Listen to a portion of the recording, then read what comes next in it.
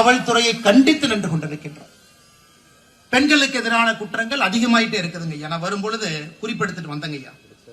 2022, 23, 24 3 வருஷம் சேர்த்தி 22, 23, 24 பாலியல் வன்கொடுமைகள் 1319. பெண்களுக்கு எதிரான பாலியல் சீண்டல் குற்றங்கள் 4949. 18 வயசு கீழே இருக்கக்கூடிய பெண் குழந்தைகள் மீது நடத்தப்பட்டிருக்கக்கூடிய போக்சோ குற்றம் 16,518. 3 வருஷத்துல பாருங்க. 2022, 23, 24 18 வயசு கீழே இருக்கக்கூடிய பெண் குழந்தைகள் மீது நடத்தப்பட்டிருக்கக்கூடிய போக்சோ சட்டம், போக்சோ அப்படின்னு சொல்லி அதுக்கு ஒரு சட்டம் போடுவாங்க ஐயா.